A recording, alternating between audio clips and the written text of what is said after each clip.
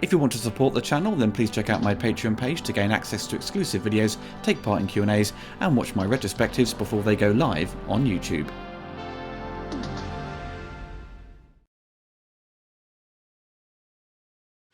I received word that you allowed yourself to be photographed, and you let Beetlejuice out and didn't put him back, and you let Otho get hold of the handbook. Never trust the living. We cannot have a routine haunting like yours provide proof that there is existence beyond death.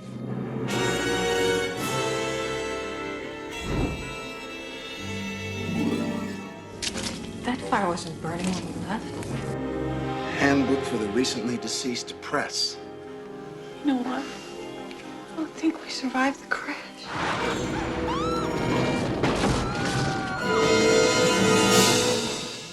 Jane! Can't see you, right? In the book, rule number 2, the living usually won't see the dead. Won't or can't? It just says won't. Barb, honey, we're dead. I don't think we have very much to worry about anymore. Oh, this is great. And look at that kitchen. You're finally going to be able to cook a decent meal. Me? Go. 10 minutes. I'm already perfectly at ease. I could live here. Is this a punishment or something? What are you gonna do? Let's get one thing straight. You're right.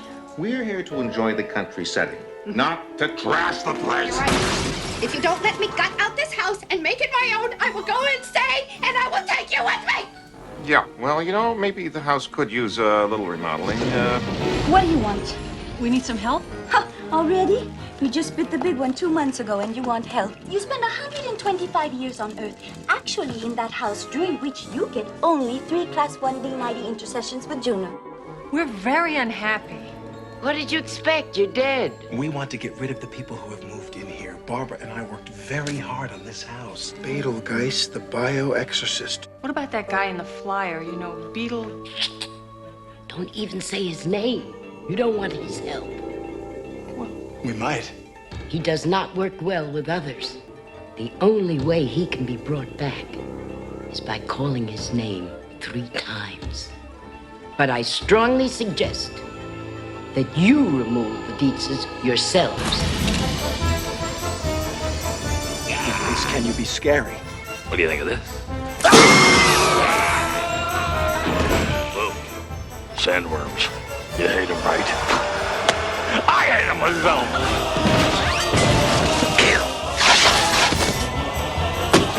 It's showtime.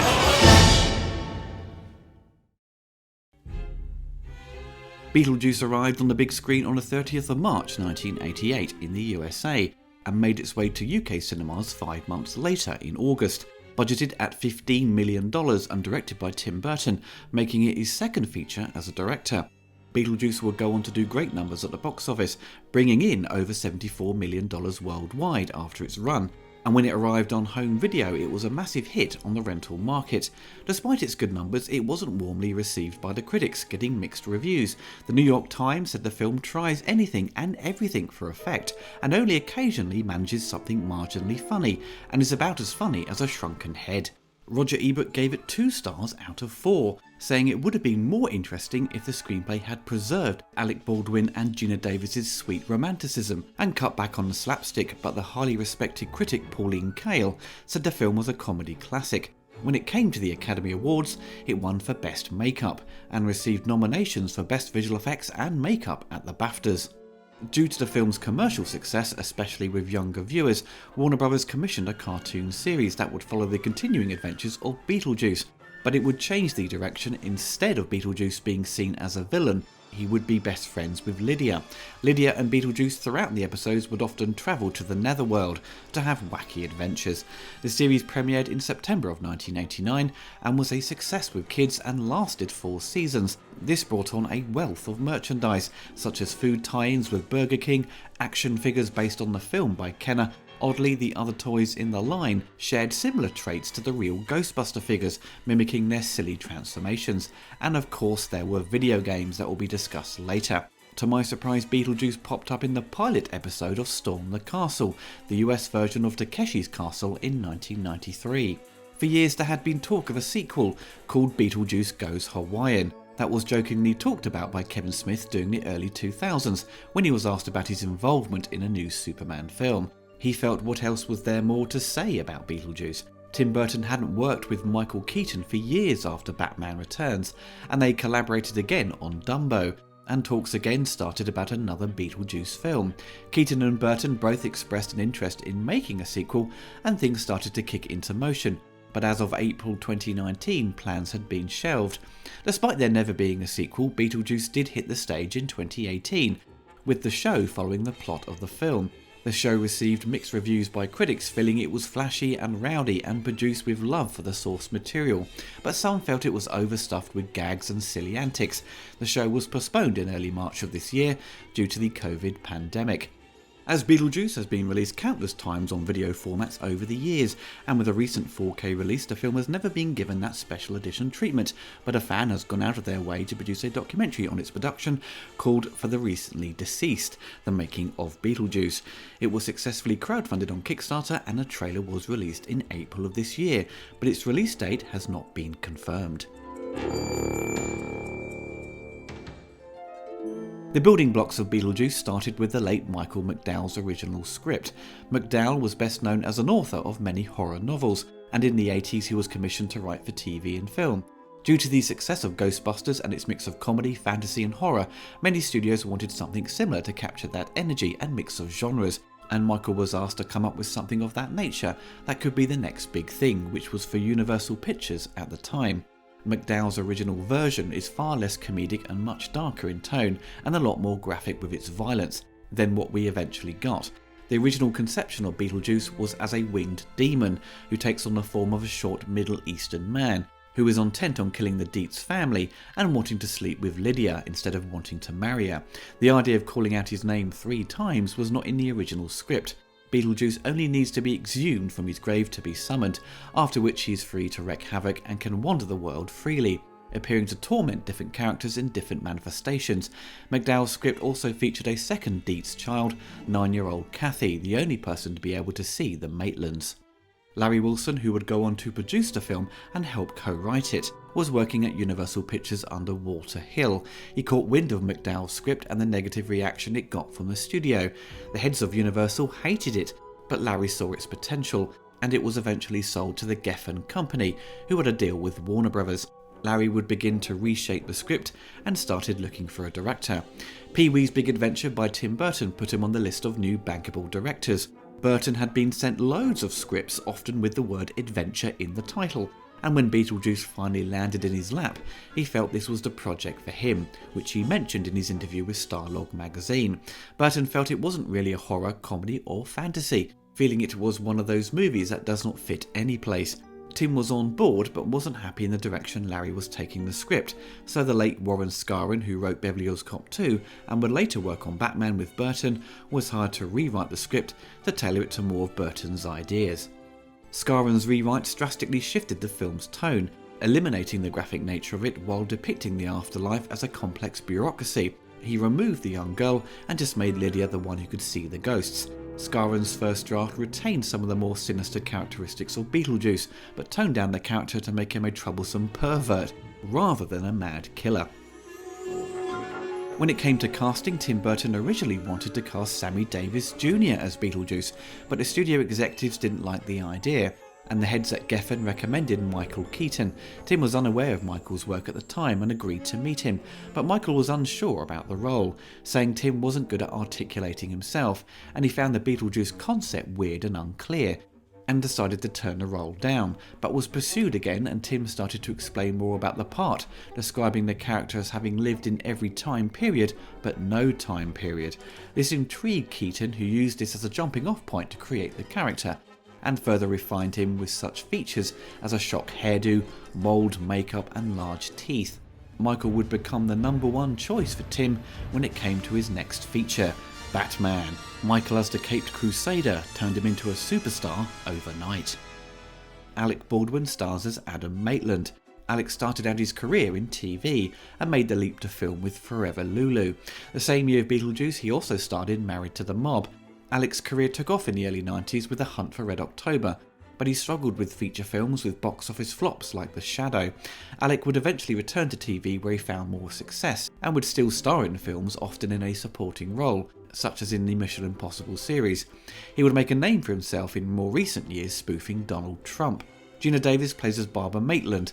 Gina's first role on film was in Tootsie. She also starred in Fletch and Cronenberg's remake of The Fly. Throughout the 90s, her career, like Baldwin's, took off, with A League of Their Own for example, but her career derailed a bit, starring in 2 commercial failures, with one being one of the biggest box office bombs of the 90s, Cutthroat Island. Jeffrey Jones stars as Charles Dietz, a former real estate developer who is looking to settle down in a quiet town. Jeffrey was a big star during the 80s with his roles in Amadeus, Ferris Bueller's Day Off, and also appeared in The Hunt for Red October along with Alec. Jeffrey worked again with Tim Burton in possibly my favourite film of Tim's, Ed Wood, and he also popped up in Sleepy Hollow. He also starred alongside Geena Davis in Stuart Little. Catherine O'Hara plays as Delia, Charles's second wife, who was a struggling artist and having difficulties finding buyers of her work. Catherine quickly signed on, while Burton claimed it took a lot of time to convince other cast members to take part, as they didn't know what to think of the weird script. Catherine was known for doing comedy on TV, and to many who grew up in the 90s, she is best known as Kevin's mum in Home Alone. She would work on other Tim Burton productions, providing her voice in The Nightmare Before Christmas and Frankenweenie. Catherine would meet her future husband, production designer Bo Welch, while making the film. Winona Ryder stars as Charles's daughter Lydia. Beetlejuice was an early role in her career, first getting parts in Lucas and Square Dance.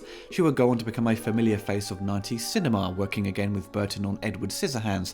She also starred in Mermaids, Dracula and Alien Resurrection. Most recently, she is best known for her role in Stranger Things. The late Sylvia Sidney, a star of the golden age of cinema, plays as Juno, who works as a legal representative to the Maitlands in the afterlife. Sylvia worked constantly throughout her career, with her last acting role in the TV series Fantasy Island in 1998. She worked again with Tim Burton on Mars Attacks. The late Robert Goulet plays as Maxie Dean, Charles's previous boss who is fascinated with ghosts. Robert was a well-known singer that turned to acting, first starting out in TV and appeared in a popular show Fantasy Island, and had roles in other movies such as Scrooged and Naked Gun 2.5. Dick Cavett plays as Bernard, Delia's agent, who turns up at the house to witness the ghostly figures of the Maitlands. Dick was a popular show host, interviewing many stars of Hollywood. Dick would often appear as himself in movies such as Annie Hall, Elm Street 3 and Forrest Gump. And last but not least, we have the late Glenn Shaddix as Otho, who works as an interior designer who was brought in by Delia to redesign the Maitlands' house. Glenn again worked with Burton on The Nightmare Before Christmas and Planet of the Apes. You may also recognise him from Demolition Man as Associate Bob. Shooting started in March of 1987, taking place in East Corinth, a village in the town of Vermont that would fill in as the fictional town of Winter River in Connecticut. All the interiors were filmed in Culver Studios in California. The shoot would come to an end in June of that year. Burton had wanted to hire Anton first as the production designer after being impressed with his work on The Company of Wolves and Full Metal Jacket, but Anton was unavailable, so he hired Bo Welch, who he would work again with on Edward Scissorhands and Batman Returns. The test screenings were met with positive feedback, but Warner Brothers disliked the title Beetlejuice and wanted to call the film House Ghosts. As a joke, Burton suggested the name Scared Sheetless, and was horrified when the studio actually considered using it, but thankfully they settled on Beetlejuice, though it's spelt Beetlegeist in the film, no idea why. At this time, Warner Brothers had agreed for Tim to direct Batman, but he hadn't been given the green light, so during the editing stages of Beetlejuice, he was already preparing Batman with storyboards, working on a script. He managed to get Anton first on board as well. With Beetlejuice doing good numbers on its opening weekend, Warner's felt confident Tim could handle Batman. The success of Batman would make Tim Burton and Michael Keaton household names.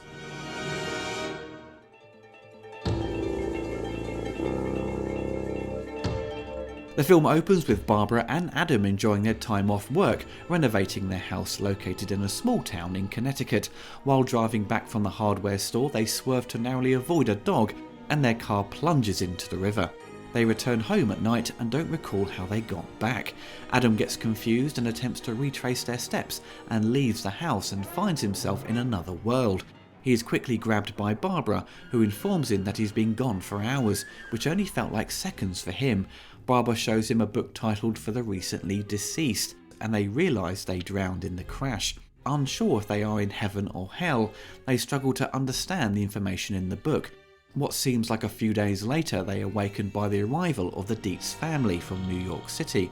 The Maitlands attempt to frighten the family away so they can get their house back, but fail because they cannot be seen and decide to retreat and hide in the attic.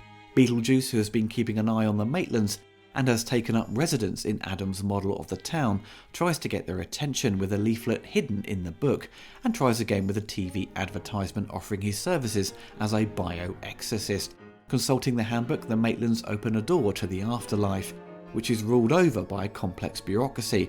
Their caseworker Juno informs them it's their responsibility to get rid of the Dietz. The two inquire about Beetlejuice, and Juno explains that he is a troublemaker and they should not seek his help. The Maitlands return to their home and attempt to scare the family, and yet again fail, but realise Lydia can see them. The three become friends, but the Maitlands still want their house back and hate how Delia has changed it. They call out Beetlejuice's name 3 times and get teleported into the model town and free Beetlejuice, but they quickly realise they made a mistake, but he is eager to get to work. Now, let's turn on the juice and see what shakes loose. When it came to the visual effects, it was reported only $1 million was allocated to the effects budget. They made use of stop motion, animation, miniatures, prosthetic makeup, puppetry and blue screen. Tim Burton said it was always his intention to make the style similar to the B-movies he grew up watching as a child. He said in Starlog magazine, "I wanted to make them look cheap and purposely fake looking. They were not up to the standard of industrial light and magic. They may seem a step back and crude, but were more personal to him." So with Tim's attempts to make the effects look a bit creaky and old school, the film can get away with looking rough around the edges. The opticals have always been a bit washed out and exhibit matte lines, and having sand against blue screen is always problematic. The makeup effects are definitely the highlight and strongest aspect of the visuals, with the creepy stop motion as the Maitlands transform their faces and seeing the other ghostly folk in the afterlife, such as the guys being run over, and the smoker who was just made of ash. It's creepy but funny at the same time. That sums up a lot of the makeup work throughout, comedic and gross. There are a couple of standout moments. The transformation of Beetlejuice into a snake is a great scene with stop motion. They had wanted to use the go motion technique, which was the process used on Ed 209 in RoboCop, but it was deemed too expensive. The original design of the Beetlejuice snake was to actually have a face of a snake, but it was changed as the studio felt it should resemble Beetlejuice, so it didn't feel like a random monster that he has called forth from the afterlife.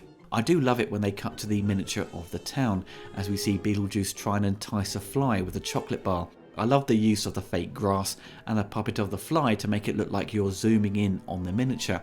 It just totally sells the scene. The style and direction of the production design for the afterlife feels like you're watching a cartoon come to life, so to speak, which is thanks to Tim Burton's training at Walt Disney Studios, thus making the film really unique to look at.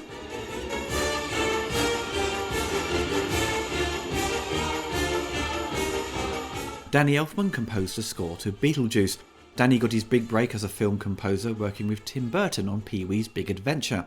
Danny was already a successful pop singer for his band Oingo Boingo, but was shifting his career to focus on composing music to TV and film.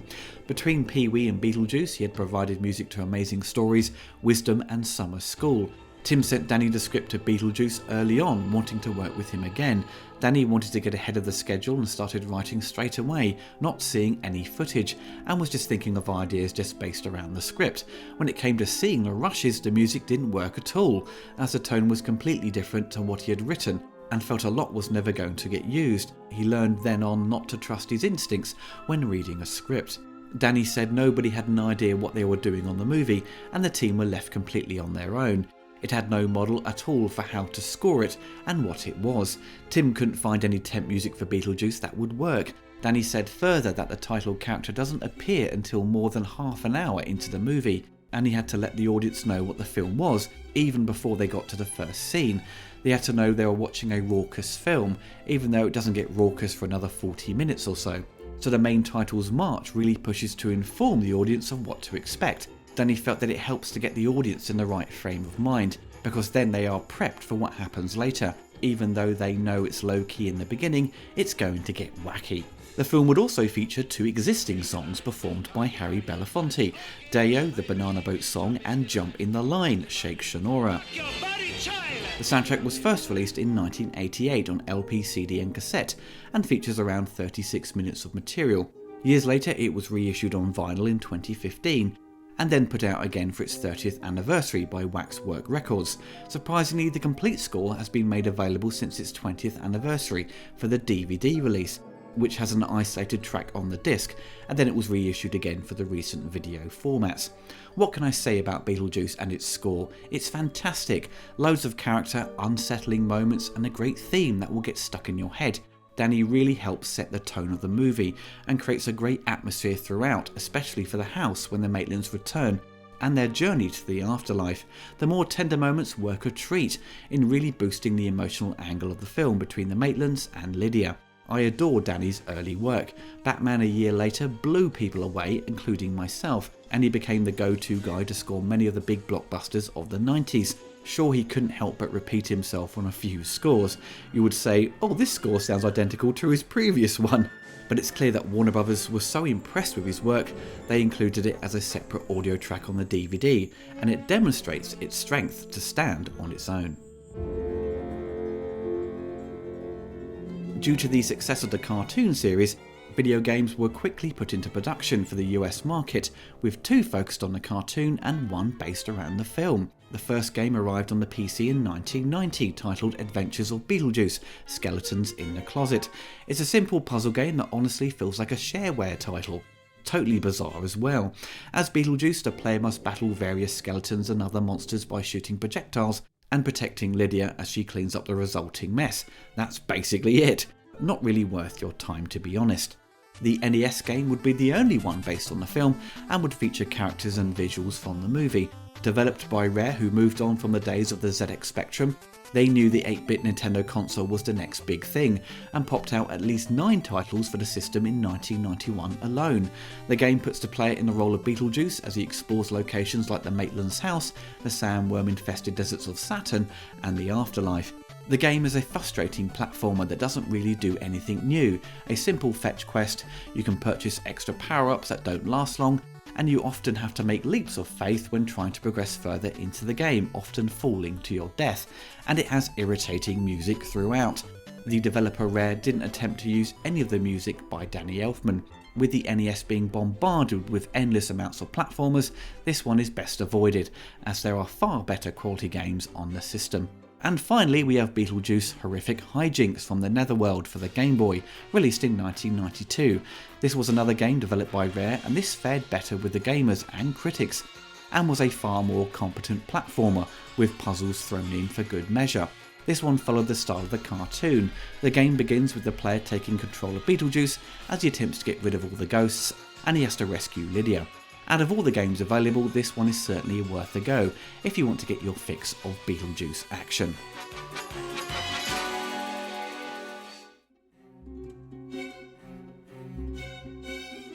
I saw Beetlejuice around late 1990 when it had been on VHS for over a year.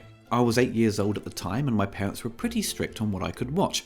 Anything 15 or 18 rated was certainly out of the question.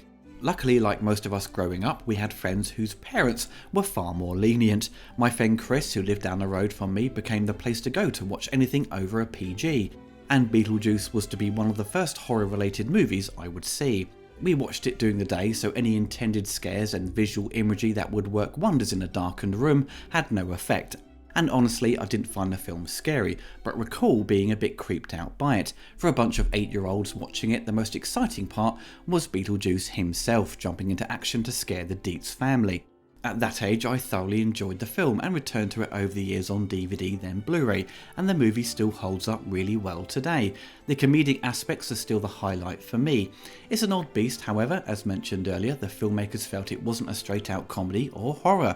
To my eyes, it played more on the comedy, and that's its strength for me. It's very Tim Burton in its visual design, this Norman Rockwell town with shades of German expressionism, with a slice of a mad circus act thrown in for good measure. With Beetlejuice being heavily featured in the marketing with the posters and trailers, he doesn't really have much screen time, about 15 minutes in total. He is a supporting character in all of this, and never really gets to push what he can do. He never fully lets loose to show off something truly horrific to drive the family out. You get a sense he's about to do something nasty, but it's cut short. His big moment to save the Maitlands just results in him creating this fairground amusement act. As he slams the guest through the ceiling, then it comes to an end, as he attempts to marry Lydia to remain in the real world. So that was the biggest letdown for me with this sort of unspectacular finale. This is probably the only issue I've had with the film since I was a kid. Everything else, however, is an absolute joy. Michael Keaton's moments as Beetlejuice are certainly very funny. Michael often talks at top speed and sometimes mumbles his words. You can sometimes miss what he said and have to go back to hear the joke. This somewhat fits with a character who is erratic and anarchic. I do love the moments he is asked about his credentials. He puts on a well-spoken voice and suddenly goes crazy. I always wanted to know more about Beetlejuice, however. We are informed he worked for Juno and pushed his services to get rid of the living and got himself into more trouble. And the Maitlands are warned that he doesn't work well with others. That's about it, really. I know there was talk of Burton shooting a prologue with Beetlejuice, but I'm unsure if it was filmed, as no deleted scenes have been released. But I think more screen time could have been given to Beetlejuice to really explore Juno's disliking for him, to help build on his backstory. The rest of the cast is spot on. Jeffrey Jones, for example, plays this character as this burnt out businessman who just wants to relax and wants to change his life straight away, acting impatient as he just wants to settle down in this idealistic home. Kathy O'Hara is just superb, as she's so good at going into fits of rage and then suddenly becomes totally calm. It seems a familiar style throughout this film. Everyone has a short fuse. Alec Baldwin doesn't really get to flex his comedic skills and is played straight, with his performance being the most calm and sensible, whereas Gina Davis is seen as more desperate to get the house back to normal, taking charge and getting Beetlejuice involved. Plus she gets the most laughs out of the pair. I love the moment where she is sleeping and floating in the air and suddenly awakens and plummets to the floor. Winona Ryder plays a classic goth, and her character would get on really well with Tim Burton. It's clear Lydia has been desperate for love from her family. Her parents have separated, and Delia, her new mother, is totally unsympathetic towards Lydia's issues, so she gravitates towards the Maitlands, who make an effort to listen to her.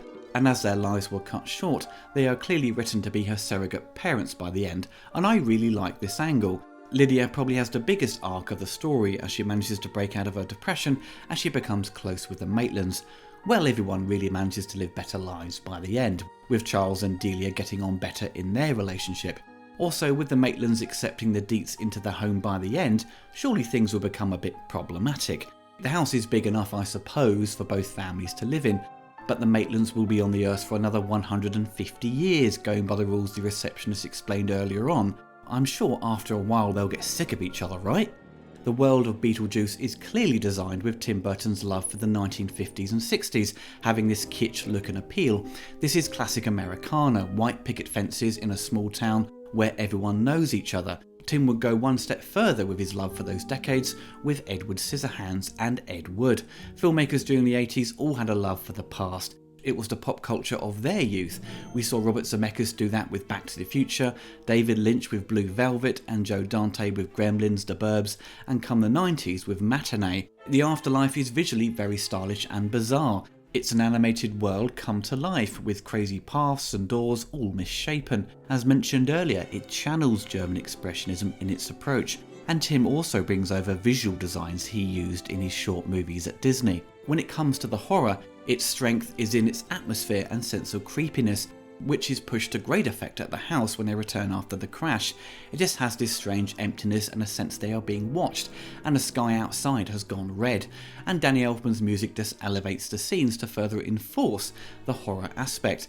We do have some graphic moments that do the job in throwing in quick stabs of shock to the audience, but it often quickly shifts to play on the comedy, as it's balancing the line of not going too far for it to be giving a stronger rating.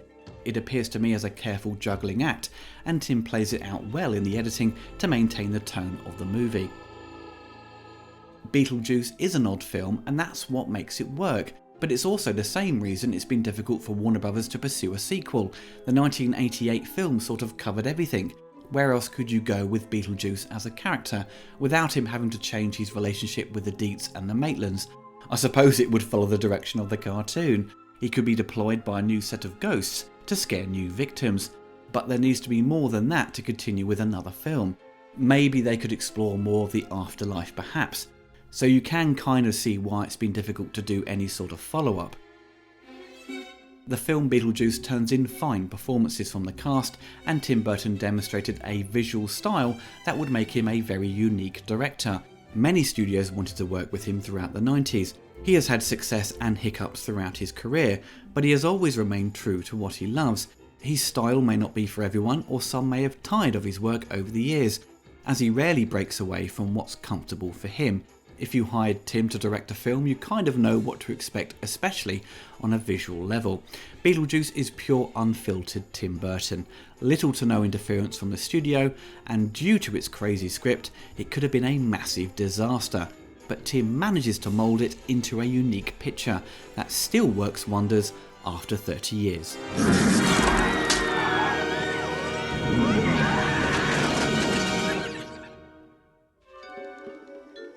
Maybe this was all a bad idea. I didn't say anything.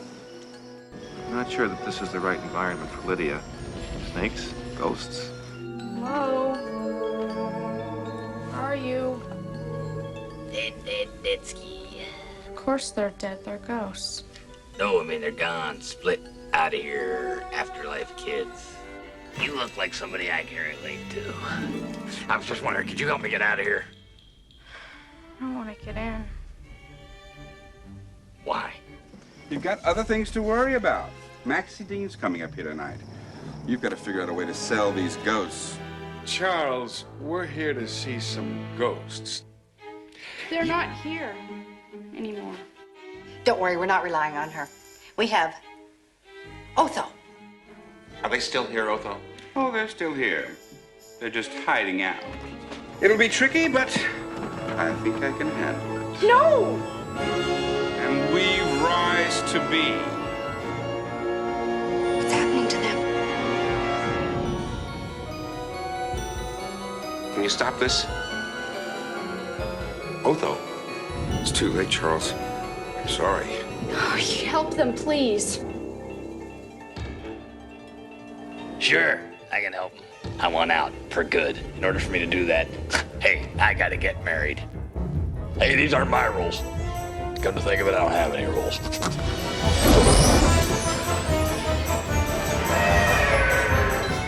Not so fast, brown boy. We're gonna have some laughs. Beetlejuice!